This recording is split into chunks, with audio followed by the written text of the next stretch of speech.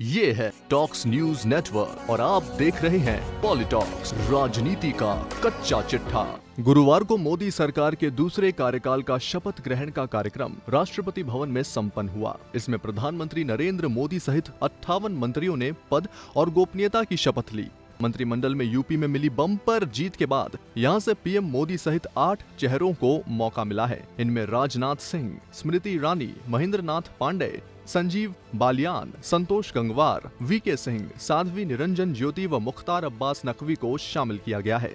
UP की Chandauli Lok Sabha seat से सांसद चुने गए बीजेपी अध्यक्ष महेंद्र नाथ पांडे को मोदी कैबिनेट में बतौर काबीना मंत्री शामिल किया गया है। मंत्रिमंडल में शामिल होने के बाद ये तो तय माना जा रहा है कि महेंद्र नाथ पांडे किसी भी समय यूपी बीजेपी अध्यक्ष के पद से इस्तीफा दे सकते हैं, क्योंकि बीजेपी की कार्यप्रणाली के अनुसार एक व्यक्ति एक समय के दौरान एक ही पद का निर्वहन कर सकता है। महेंद्र नाथ पांडे को भी यूपी प्रदेश अध्यक्ष की जिम्मेदारी केशव प्रसाद मौर्य के उप मुख्यमंत्री बनने के बाद दी गई थी। विधानसभा चुनाव के दौरान बीजेपी प्रदेश अध्यक्ष पद पर केशव प्रसाद मौर्य कार्यरत थे, लेकिन उन्होंने उप मुख्यमंत्री पद संभालते ही अध्यक्ष पद से इस्तीफा दे दिया था। महेंद्र नाथ पांडे के मोदी कैबिनेट में शामिल होने के बाद नए बीजेपी अध्यक्ष की सुगबुगाहट शुरू हो गई है। जो नेता मोदी कैबिनेट में जगह नहीं बना पाए, वो अब अध्यक्ष पद के लिए अगले कुछ दिनों में दौड़ भाग करते नजर आएंगे, ये तय है। लेकिन ये बड़ा सवाल अब सभी के जहन में है कि अध्यक्ष पद की जिम्मेदारी के लिए पार्टी अब किस नेता पर भरोसा करेगी। यहाँ हम उन संभावित नेताओं के बारे में बता रहे हैं जो अध्यक्ष पद के लिए पार्टी की पसंद बन सकते हैं। रामशंकर कठेरिया। इटावा संसदीय सीट से चुनाव जीतकर संसद पहुंचे रामशंकर कठेरिया को दलित चेहरे के तौर पर मोदी मंत्रिमंडल में शामिल होने की आस थी, लेकिन उनको कैबिनेट में जगह नहीं मिल पाई।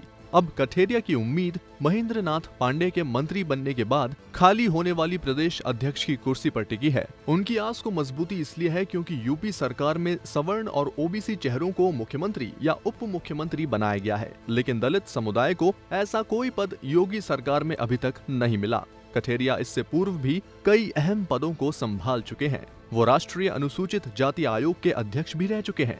अशोक कटारिया। संगठन मंत्री सुनील बंसल और यूपी के मुख्यमंत्री योगी आदित्यनाथ के चहेते माने जाने वाले अशोक कटारिया को भी बीजेपी अध्यक्ष बनाया जा सकता है। कटारिया वर्तमान में यूपी विधान परिषद के सदस्य हैं। वो ओबीसी समुदाय से आते हैं। गुर्जर समाज में कटारिया की पकड़ काफी मजबूत मानी जाती है। कटारिया की इसी पकड़ का फायदा पार्टी को लोकसभा चुनाव में मिला है। हालांकि कटारिया की राह में सबसे बड़ा रोड़ा उनकी कम उम्र बन सकती है। स्वतंत्र देव सिंह। यूपी में अध्यक्ष पद के लिए बीजेपी की पसंद योगी कैबिनेट में राज्य मंत्री के रूप में कार्यरत स्वतंत्र देव सिंह बन सकते हैं।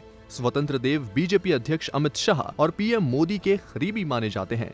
राज्य मंत्री की जिम्मेदारी संभालने से पूर्व वो पीएम मोदी की चुनावी रैलियों का प्रबंधन देखते थे। सुरेश खन्ना।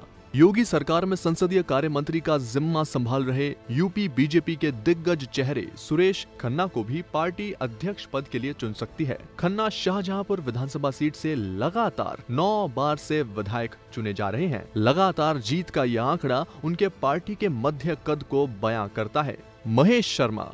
पार्टी ब्राह्मण चेहरे के हटने पर अगर किसी ब्राह्मण चेहरे पर दांव लगाएगी तो महेश शर्मा की दावेदारी अध्यक्ष पद के लिए सबसे मजबूत होगी। वो पिछली मोदी सरकार में अहम विभाग संभाल चुके हैं। महेश शर्मा को इस बार मोदी कैबिनेट में जगह नहीं मिल पाई है। पॉलिटॉक्स के लिए शुभम शर्मा की रिपोर्ट। ये है टॉक्स न्यूज नेटवर्क और आप देख रहे हैं पॉलिटॉक्स, राजनीति का कच्चा चिट्ठा।